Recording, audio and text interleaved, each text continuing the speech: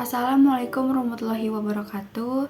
Nama saya Eliza Maria Belina dari kelas R3I dengan NPM 2022-0150-1795. Di sini saya akan menjelaskan terkait dengan materi RPS, perangkat kinerja dan program bimbingan konseling, yaitu materi evaluasi program bimbingan dan konseling. Apa sih evaluasi program BK itu? Di sini saya akan menjelaskan. Jadi evaluasi itu upaya dalam meningkatkan mutu program bimbingan melalui penilaian efisiensi dan efektivitas pelayanan bimbingan itu sendiri, dan membantu menentukan keputusan tentang program konseling yang akan dilakukan. Hasil evaluasi akan memberikan manfaat dalam pelaksanaan program bimbingan dan konseling selanjutnya. Menurut Cronbach dan Staffelbeam, evaluasi program adalah upaya menyediakan informasi untuk disampaikan kepada pengambil keputusan. Penilaian yang diberikan terletak pada kondisi suatu program tertentu dengan menggunakan standar dan kriteria evaluasi program yang ada di dalam kerangka kerja program bimbingan dan konseling komprehensif. Evaluasi bimbingan dan konseling sangat dibutuhkan untuk membenahi program-program yang kurang berhasil.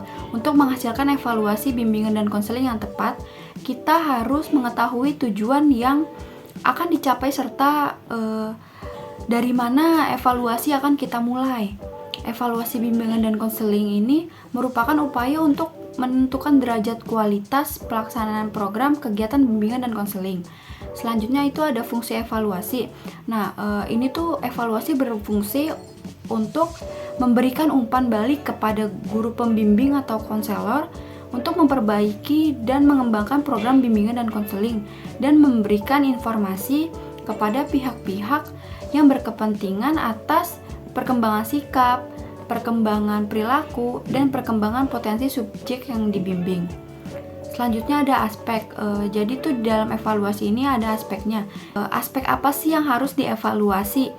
Aspek dari evaluasi kegiatan bimbingan dan konseling ini tuh ada dua macam, yaitu penilaian proses dan penilaian hasil. Nah, yang pertama, penilaian proses itu dilihat dari segi bagaimana keefektifan proses layanan bimbingan dan konseling, sedangkan kalau untuk penilaian hasilnya itu sendiri dilihat dari segi keefektifan hasil layanan bimbingan dan konseling. Untuk aspek-aspek yang perlu dievaluasi dalam program bimbingan dan konseling itu diantaranya ada kesesuaian antara program dan pelaksanaan, terus keterlaksanaannya program, hambatan-hambatan dalam pelaksanaan program tersebut.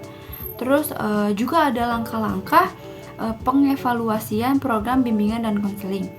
Dalam pelaksanaannya, evaluasi program bimbingan dan konseling itu dapat ditempuh dengan 4 langkah, yaitu pertama, ada merumuskan masalah. Yang kedua, mengembangkan atau menyusun instrumen pengumpulan data. Yang ketiga, ada mengumpulkan dan menganalisis data untuk mengetahui program mana saja yang sudah atau belum terlaksana, dan program apa saja yang sudah atau belum mencapai hasil. Dan yang terakhir itu ada melakukan tindakan lanjut, baik dengan memperbaiki program yang kurang tepat maupun dengan mengembangkan, menambah atau merubah suatu hal yang dapat menunjang keefektifan program. Jadi di dalam evaluasi bimbingan dan konseling itu ada fase-fasenya nih, ada 4 fase. Yang pertama itu ada fase persiapan, yang kedua itu ada fase persiapan alat atau instrumen evaluasi, yang ketiga itu ada fase menganalisis hasil evaluasi, dan yang keempat itu ada fase penafsiran atau interpretasi dan pelaporan hasil evaluasi. Jadi berdasarkan teori dan hasil penelitian, kurangnya pengetahuan menjadi alasan terkuat seorang konselor atau guru BK tidak melakukan evaluasi.